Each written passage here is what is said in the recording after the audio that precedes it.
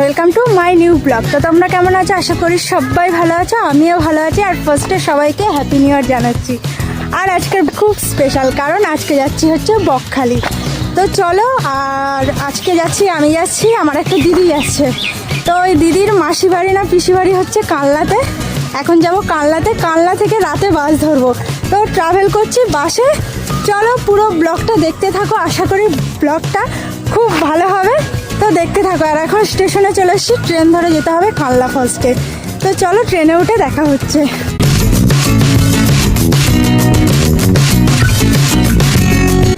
তো আমরা কালনা স্টেশনে নেমে গেছি, এখান থেকে এবার টোটো ধরে যাব। চলো টোটোয় গিয়ে দেখা হচ্ছে।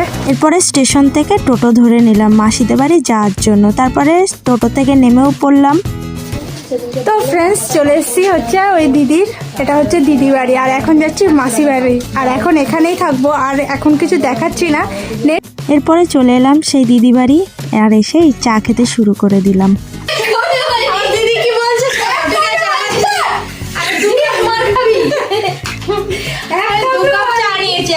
হচ্ছে না তার জন্য। এরপরে রাতের খাবার চলে এলো, খাওয়া দাওয়া করে বেরোতে হবে তো তার জন্য। চা খেয়েছি, ঠিক আছে। তারপরে এখন খেতে চলে আসলাম, দেখালাম কি কি খেয়েছি। তো খেয়ে নিই, নেক্সট আমরা যখন বেরোবো তখন একেবারে দেখা হচ্ছে। আর কি করব দেখাচ্ছি না। চলো তাহলে বাসে উঠে দেখা হচ্ছে। তো ফ্রেন্ডস, আমরা সবাই রেডি হয়ে গেছি, এখন বাসে যাওয়ার জন্য বেরিয়ে পড়েছি। চলো বাস স্ট্যান্ডে গিয়ে দেখা হচ্ছে। এখান থেকে একটু হেঁটে যেতে হবে, এরপরে অন্ধকার, ঠিক আছে, কিছু দেখতে পারবে না। এরপরে আমরা বেরিয়ে পড়লাম বাস ধরবার জন্য। বাস স্ট্যান্ডে চলে এসেছি। আর বাড়ির থেকে একটু বাস স্ট্যান্ড দূরেই ছিল, ওদের বাড়িটা একটু ভেতরে। খুব সুন্দর জায়গা, আমার তো ভীষণ ভালো লেগেছে। যাই হোক, আমার সাথে সাথে এরাও যাচ্ছিল, আর আমি ভিডিও করছিলাম, খুব লজ্জাও পাচ্ছিল। তারপরে চলে এলাম বাসের কাছে। বাসে উঠে পড়লাম। তো এবার বাস ছাড়া হবে। চলো, অনেকদিন পরে বাস জার্নি করছি, বাসে ট্রাভেল করছি। কতটা এনজয় করি সেটা তোমাদেরকে অবশ্যই দেখাবো। তো দেখতে থাকো, ব্লগটা একদম স্কিপ করবে না। আপাতত এই যে সব বাসে এসে বসে পড়েছে, মোটামুটি একটু পরে ছাড়া হবে। দেখা যাচ্ছে ঘুমিয়ে পড়েছে কুকুরদি। পরে আমাদের বাস ছাড়া টাইম হয়ে গেল, বাসটা ছেড়েও দিল।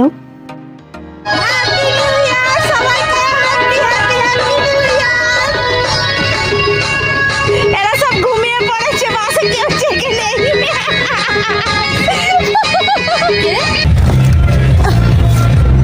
ফার্স্ট ব্রেক নেওয়া হলো, এখন একটু ওয়াশরুমে যাব। এই যে একটা ধাবা, বাবার ধাবা।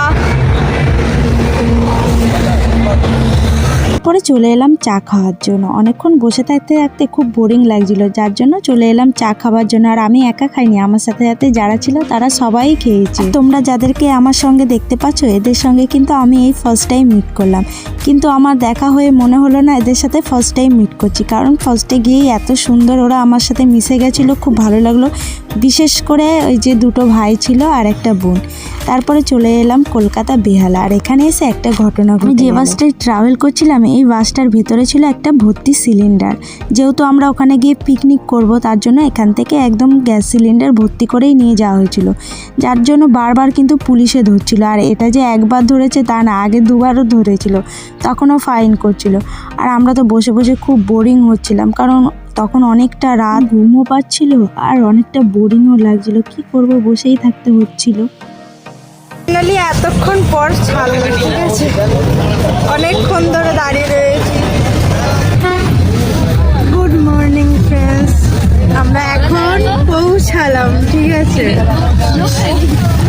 দিদি গুড মর্নিং বলছে, ঘুমিয়ে গেছিলাম। আপাতত এই পর্যন্ত পৌঁছেছি, এখনো বাস থেকে নামিনি, নামবো এখনই। Friends, good morning. আর এখন হচ্ছে 7:30 বাজে। 10টা কোথায় বাজে গো? 10টা বেজে গেছে। হ্যাঁ, আমার দিদির কাছে 10টা বেজে গেছে, কিন্তু অ্যাকচুয়ালি এখন 7:26 কি 27 বাজে। তো এখন আমরা পৌঁছেছি, তো একটু আগে দেখালামই। এখন বাইরে যাব, চলো বাইরে তোমাদের সবকিছু দেখাচ্ছি, দেখতে থাকো কন্টিনিউ ব্লগটা, আর একদম স্কিপ করবে না, ঠিক আছে। তো চলো বাইরে গিয়ে দেখা হচ্ছে। এরপরে বাসে বসে থাকতে থাকতে চলে এলো চা। সকালবেলা একদম ফার্স্টে চা খেয়ে নিলাম। আর পিকনিক করতে যাবো আজকে, তো খাওয়া দাওয়া বেশ ভালোই হবে। তারপরে কিছুক্ষণ থাকার পরে আবার বাস থেকে নিচেই নামলাম। আর এখানে ভয়েস ওভার দিচ্ছি একটাই কারণ, তোমরা হয়তো কিছু কিছু জায়গায় বুঝতে পারবে যে এখানটায় কীরকম আওয়াজটা হচ্ছিলো। আমার তো ভীষণই বাজে লাগছিল, কারণ হচ্ছে এত আওয়াজ ঠিক আমার পছন্দ নয়, যার জন্য হয়তো আমার ভালো লাগছিল না, আর সবাই ভালো লাগছিল। যাই হোক, আমরা তো বাইরেটাই বেশি ঘুরেছি, এখানটায় বেশিক্ষণ আমি থাকতেই পারিনি। আর যতটা টাইম ছিলাম বাসের ভেতরেই ছিলাম। তো যাই হোক, সকালের টিফিনে চলে এলো কচুরি ছিল আর ঘুগনি ছিল। আর খাবারগুলো সত্যি কথা বলছি রান্নাটা দারুণ ছিল, যে রান্না করেছে সত্যি কথা আমার ভীষণ ভালো লেগেছে। আমার ওই দিদিকে আমি বারবার বলছিলাম তার জন্য যে সত্যি রান্নাটা খুব সুন্দর হয়েছে। তারপরে আবার চলে এলো গরম গরম চিকেন। তোমাদেরকে তো বললাম আমি এখানে বেশিক্ষণ থাকতে পারিনি, একটাই কারণ এখানটায় যা আওয়াজ হচ্ছিল আমার ভালো লাগছিল না। তারপরে বেরিয়ে গেলাম একটু সমুদ্র দর্শনে যাব তার জন্য। তো ফ্রেন্ডস, এতক্ষণ তো দেখলে যে আমরা যেখানে পিকনিক করছিলাম সেখানটাই ছিলাম। আর এখন আমাদের হোটেল নেওয়া হয়েছে। হোটেল কেন? মেয়েদের স্নান করার জন্য, আর যারা ওয়াশরুম যাবে তাদের জন্য, যাতে অসুবিধা না হয় তার জন্য। তো এখন সেই হোটেলে যাচ্ছি। হোটেলে গিয়ে সবাই সবার কাজ মেটাবে, আর আমরা হচ্ছে সমুদ্রে যাব। ওর জন্য যে জামা প্যান্ট নিয়ে নিয়েছি, তো সেগুলো চেঞ্জ করে সমুদ্রে যাব। তো চলো নেক্সট কি করছি সেগুলোও তো আমাদের দেখাচ্ছি। আমাদের হোটেল নেওয়া হয়েছিল, কিন্তু বললাম যে একটা দিন থাকবো তার জন্যই, মেয়েদের জন্য বিশেষ করে নিয়েছিল। খুব ভালো করেছিল, কারণ নাহলে মেয়েদের খুব প্রবলেম হয়ে যেত।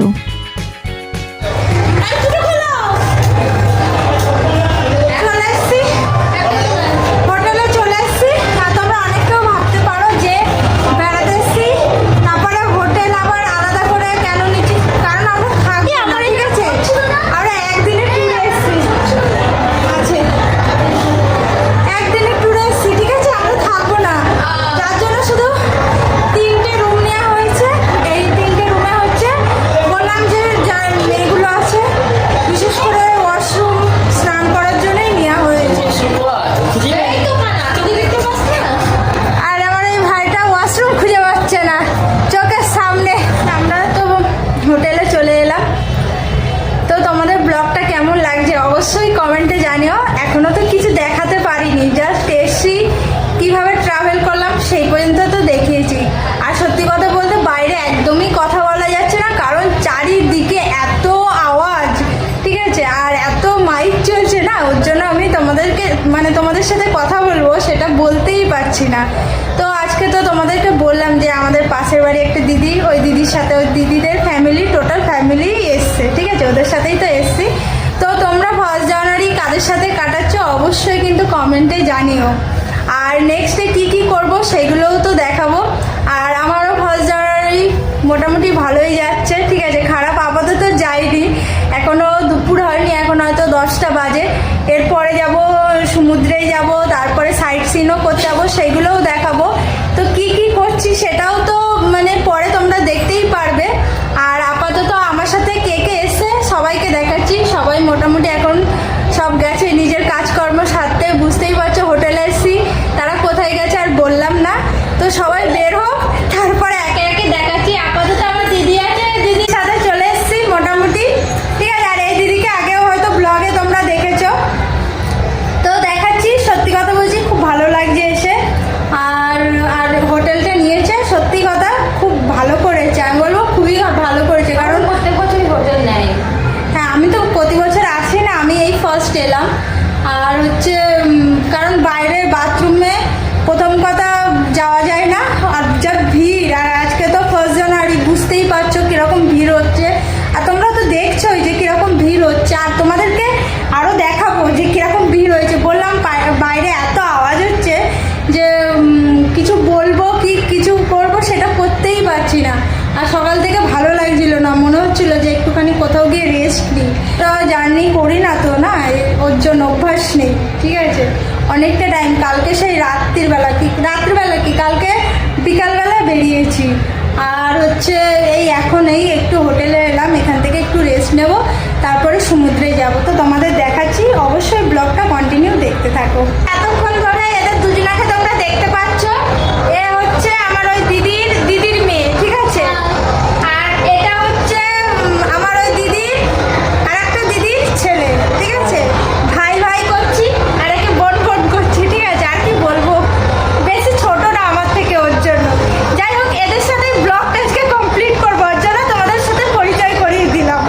এরপরে চলে এলাম আবার আমাদের পিকনিক স্পটে, আর এসে দেখি সবাই মাংস কষা খাচ্ছে, আর আমিও বসে পড়লাম একটা প্লেটে, এক প্লেট মাংস নিয়ে।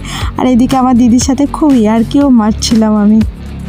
দিদি হাত চাটছে কেমন, বাপরে মাংস এত ভালো লেগেছে, এতে কিছু নেই তাও খেয়েই যাচ্ছে খেয়েই যাচ্ছে।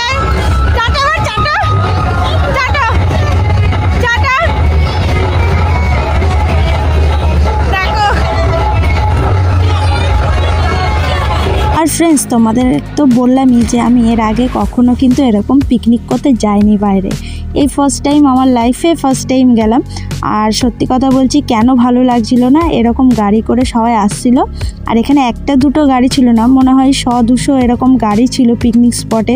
আর প্রত্যেকটা গাড়ির ভিতরে এরকম বক্স ছিল, আর এত আওয়াজ আসছিল, সেই মিক্স সাউন্ড হয়ে যাচ্ছিল, আর এত বিরক্তকর লাগছিল। আমার একটুও এখানে ভালো লাগেনি সত্যি কথা বলতে, একটাই কারণ, শুধু এই বক্সের জন্য। আমাদের ভিডিও কেমন লাগছে অবশ্যই কমেন্টে জানিও। এখন যাচ্ছি সমুদ্রে স্নান করতে আর ফটো তুলতে যাবো, ঠিক আছে? সবার কারোর ফটো তোলা হয়নি এখনো পর্যন্ত, এসছি এতক্ষণ ওই বাসেই ছিলাম, আর ওখানে যে আওয়াজ কিচ্ছু শোনা যাচ্ছে না। তো চলো নেক্সট কি করছি দেখাচ্ছি তোমাদেরকে, আপাতত আমরা ফটো তুলবো। ফাইনালি এতক্ষণ অপেক্ষার পর চলে এলাম সেই সমুদ্রের কাছে। আমার ভীষণ পছন্দ হচ্ছিল জায়গাটা, খুব ভালো লাগছিল। আর সমুদ্রের কাছে যেতে আশা করি সবারই ভালো লাগে, আমি কেন, তোমাদেরও অবশ্যই ভালো লাগে। তো তোমাদের কেমন এক্সপিরিয়েন্স আছে সমুদ্রের কাছে অবশ্যই কিন্তু কমেন্টে জানিও। আর সমুদ্রের কাছে এসে ফার্স্টে কিন্তু এই জায়গাটুকুনি হেঁটে পার হতে হচ্ছিলো, আর এখানে বেশি জল ছিল না, তোমরা দেখতেই পাচ্ছ, হেঁটে পার হচ্ছিল সবাই, আমি না, সবাই পার হচ্ছে। তারপরে ওখান থেকে কিছুটা দূরে গিয়ে কিন্তু সমুদ্র, কিছুটা না অনেকটাই হেঁটে যেতে হয়েছে।